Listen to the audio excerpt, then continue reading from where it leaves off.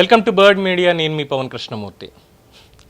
ఏదో ఒక సంఘటన ఇలా జరగడం, మళ్ళీ దాని మీద మాట్లాడుకోవడం, ఆ పార్టీ వాళ్ళు చేశారా, ఈ పార్టీ వాళ్ళు చేశారా, ఆ సెలబ్రిటీ చేశారా, ఈ బిజినెస్ మ్యాన్ చేశారా, ఇది మళ్ళీ ఒక 4 రోజులు 5 రోజులు నడుస్తుంది. మళ్ళీ ఒక నీతి చెప్పుకోవాలి, అంతే.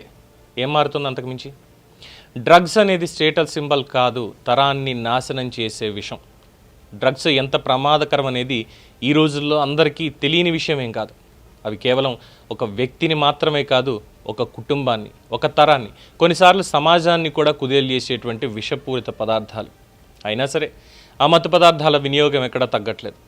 ముఖ్యంగా ఆశ్చర్యపోవాల్సిన విషయం ఏంటంటే, డబ్బున్న వాళ్ళు, చదువు ఉన్న వాళ్ళు, అన్ని అవకాశాలు ఉన్నటువంటి వాళ్ళే, పెద్ద పెద్ద వాళ్ళందరూ కూడా, అంటే అధికారం ఉన్నటువంటి వాళ్ళు, పవర్ ఉన్నటువంటి వాళ్ళు, స్టేటస్ ఉన్నటువంటి వాళ్ళు, వీళ్ళే బాగా చదువుకున్న వాళ్ళు సైతం ఈ డ్రగ్స్కి బానిసలు అవుతున్నారా అంటే ఎస్. ఎలాంటి డ్రగ్స్కి బానిసలు అవుతున్నారు? బయట నుంచి ఇంపోర్ట్ అయ్యేటువంటి వాటికి. కానీ దేశంలో కూడా దొరుకుతున్నాయి. అయితే మత్తు పదార్థాలకి, మాదక ద్రవ్యాలకి చాలా డిఫరెన్స్ అనేది ఉంది. మత్తు పదార్థాలు మత్తునిచ్చేటువంటివి ఏమిస్తాయి? లిక్కర్, కళ్ళు, అందులో హెల్త్ పరంగా ఉన్నటువంటివి ఉన్నాయి, హెల్త్కి నాశనం అయ్యేటువంటివి ఉన్నాయి. ఇది కాకుండా మనకి ఈజీగా దొరికేటువంటి ఒక డ్రగ్ ఉంది. ఆఖరికి చిన్నపిల్లల దగ్గుమందును కూడా డ్రగ్స్లో వాడుతున్నటువంటి వాళ్ళు ఉన్నారు. కొన్నింటిని బ్యాన్ చేశారు కూడా. వైట్నర్ అనేది ఎవరికైనా తెలుసా? వైట్నర్ సాధారణంగా ఇదివరకు రోజుల్లో మనకి ఏదైనా డాక్యుమెంట్ మీద తప్పుడు సంతకం లేదంటే తప్పుడు టెక్స్ట్ పడింది అంటే దాన్ని క్లియర్ చేయడం కోసం ఒక వైట్ పౌడర్ అండ్ ఒక లిక్విడ్ వచ్చేది.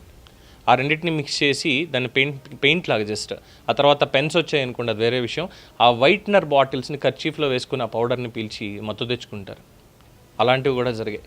So it doesn't mean that కేవలం అధికారంలో ఉన్నటువంటి వాళ్ళు, లేదు బాగా డబ్బు పలుకుబడి చదువు ఉన్నటువంటి వాళ్ళే దీనికి అవుతున్నారంటే లేదు. ఇలాంటి చిన్న చిన్న వాటికి కూడా చదువు లేని వాళ్ళు సైతం అవుతూనే ఉన్నారు. అందుకే కొన్ని చోట్ల కఠినమైనటువంటి చర్యలు కూడా తీసుకుంటున్నారు. సాధారణంగా మనం ఏమనుకుంటాం, జీవితంలో సమస్యలు ఎదుర్కొనేవాళ్ళు, ఒత్తిడిలో ఉన్నవాళ్ళు, నిరాశలో ఉన్నవాళ్లే మత్తు పదార్థాల వైపు వెళ్తారు అని. కానీ ఈ రోజుల్లో కనిపిస్తున్న దృశ్యం మాత్రం చాలా పూర్తి భిన్నంగా ఉంది.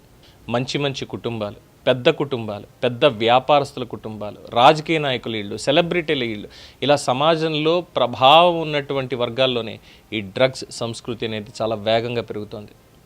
మొన్న మొయినాబాద్లో చూసాం. ఒక సిట్టింగ్ ఎంపీ, ఒక ఎక్స్ఎమ్మెల్యే, కొన్నాళ్ళ కిందట ఒక రాజకీయ నాయకుడి కుమారుడు, అంతకుముందు ఒక ప్రముఖ ఆసుపత్రి యజమాని కుమార్తె, అంతకుముందు ఒక ప్రముఖ సినీ నటుడి కుమారుడు, స్నేహితులు ఈ కేసుల్లో బయటపడ్డాయి. ఇవి బయటకు వచ్చిన కొన్ని ఎగ్జాంపుల్స్ మాత్రమే. హై సొసైటీ సర్కిల్స్లో డ్రగ్స్ వాడకం గురించి కథలుగా చెప్తుంటారు. కానీ అందులో బయటపడేది కేవలం కొద్ది మంది మాత్రమే. ఎలా ఉంటుందంటే, దొరికితే దొంగ, దొరకకపోతే దొర పరిస్థితి ఇలాగే తయారైందంటారు. సంపన్న వర్గాల్లో వీటిని స్టేటస్ సింబల్స్గా చూస్తారా? ఇవి మత్తు పదార్థాలు మాత్రమే కాదు, అవి ఒక తరాన్ని నిర్వీర్యం చేసే విషగుళికలు. కానీ విచారకరమైన విషయం, సంపన్న వర్గాల్లో ఇవి ఒక స్టేటస్ సింబల్గా మారిపోతున్నాయి. ఖరీదైన పార్టీలు, పబ్ కల్చర్, నైట్ లైఫ్ అన్నీ కలిసి ఒక కొత్త జీవన శైలిని సృష్టించేశాయి.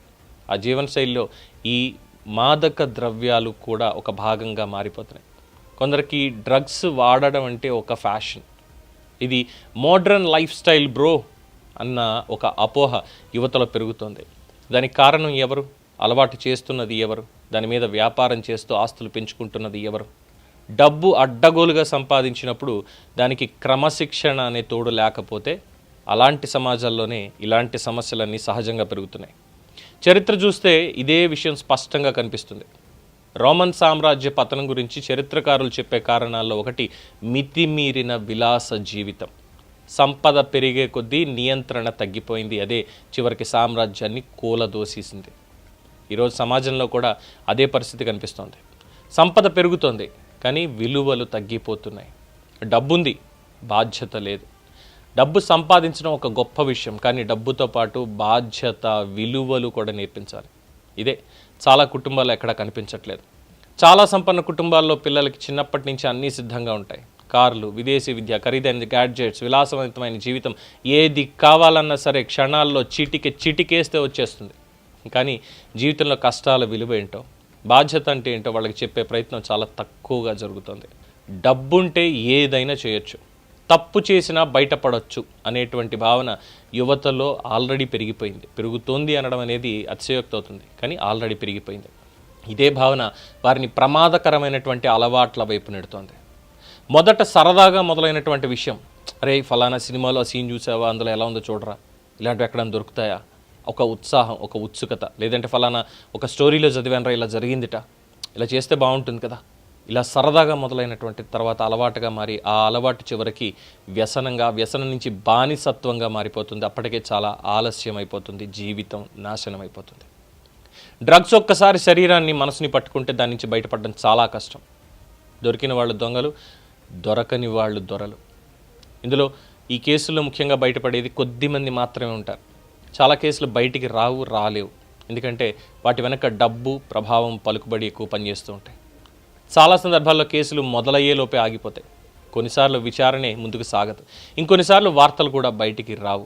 అందుకే సమాజంలో ఒక విచిత్రమైనటువంటి పరిస్థితి, దొరికినవాడు దొంగ, దొరకకపోతే దొర.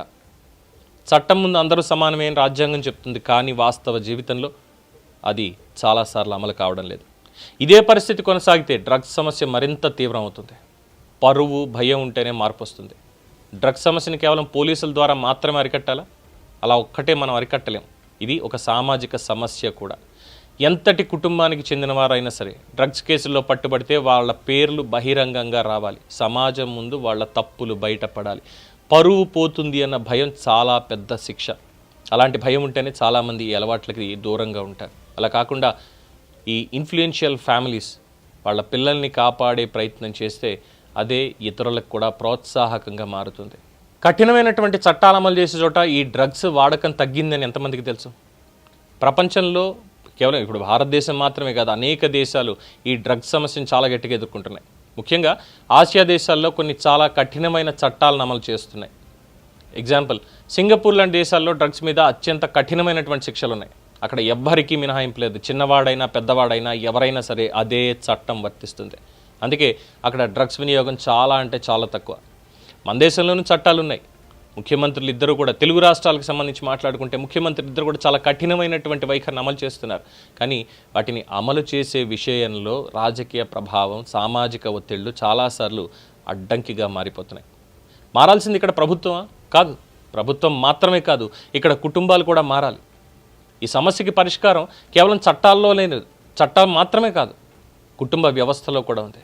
తల్లిదండ్రులకి పిల్లలు డబ్బులు మాత్రమే ఇవ్వకూడదు, విలువలు కూడా నేర్పాలి, బాధ్యత కూడా నేర్పాలి. ఎక్కడికి వెళ్తున్నారు పిల్లలు, ఎవరితో తిరుగుతున్నారు, వాళ్ళ లైఫ్ స్టైల్ ఎలా ఉంది, ఇవన్నీ కూడా తల్లిదండ్రులు గమనించాలి. డబ్బున వాళ్ళ పిల్లలకి ఎలా ఉంటుందంటే తల్లిదండ్రులతో మాట్లాడేటువంటి తీరిక తక్కువ ఉంటుంది. ఎందుకంటే డబ్బు సంపాదించడంలో, యాంత్రీకరణలో బిజీ అయిపోయి ఉంటారు. ఎలాగైనా సరే ఒక మంచి జీవితం ఇవ్వాలి, ఎలాగైనా సరే బాగా ఎదగాలి, దీంట్లో ఉండిపోతారు. కానీ అక్కడ విలువల దగ్గరకు వచ్చేసరికి ఆయమ్మ పట్టింది, లేదంటే పక్కన హెల్పర్స్ ఉన్నారు, ఏది కావాలంటే చిటికలో ఇచ్చేస్తారు కదా. సో వాళ్ళకి ఏమీ తెలియదు. డబ్బు ఉంది కదా ఏదైనా చేసుకోవచ్చు అనేటువంటి భావనని చిన్నప్పటి నుంచి అడ్డుకోవాలి, లేదంటే కష్టం. ఆ చిన్నప్పటి నుంచి అడ్డుకోగలిగితేనే ఈ సమస్యను చాలా వరకు నియంత్రించగలుగుతారు. ఈ మాయరోగానికి చికిత్స కఠినమైనటువంటి చర్యలు తప్ప ఇంకొకటి ఏమీ లేవు. డ్రగ్స్ అనేది నిజంగానే మాయరోగం. మొదట ఆనందం ఇచ్చిన చివరికి జీవితాన్ని, ఒక జీవితాన్ని కాదు, చుట్టుపక్కల ఉన్న వాళ్ళ జీవితం మొత్తాన్ని కూడా నాశనం చేసేస్తాయి. ఈ రోగానికి కఠినమైనటువంటి చట్టాలు, పారదర్శకమైనటువంటి విచారణలు, ఎవ్వరికీ మినహాయింపు లేని శిక్షలు, ఇదే ఈ రోగానికి చికిత్స. దీనికి తోడు కుటుంబాల్లో బాధ్యతాభావం పెరగాలి. సమాజంలో కూడా ఈ సమస్యని సీరియస్గా తీసుకోవాలి. లేకపోతే ఈ నిశ్శబ్దమైనటువంటి విషయం మన సమాజ భవిష్యత్తుని నెమ్మదిగా తినేస్తూనే ఉంటుంది. మళ్ళీ ఇలాగే చెప్పుకునేలా చేస్తూనే ఉంటుంది. So prevention is better than cure అంటారు చూసారా, అలాగా రెండు రాష్ట్ర ప్రభుత్వాలు ఎంత కఠినమైనటువంటి వైఖరిని అవలంబిస్తే అంత మంచిది. At the same time central government కూడా ఎక్కడి నుంచి వస్తున్నాయి వీటన్నింటినీ ట్రాక్ చేసుకుంటూ ఎక్కడికక్కడ ఆ చేతులు కట్ చేసేయాలి. వాటి హ్యాండ్స్ ఎంత ఉన్నాయి, ఎక్కడి నుంచి వేళ్ళు ఉన్నాయి, మొత్తం అంతా కూడా అసలు ఉపేక్షించడానికి వీలు లేకుండా చేయాలి. లేదంటే భారతదేశం ఎప్పటికీ ఎదుగుతూ ఉన్న దేశంగానే మిగిలిపోతుంది. దీని మీద మీ అభిప్రాయం తెలియచేయండి. చూస్తూనే ఉండండి ది బర్డ్ మీడియా.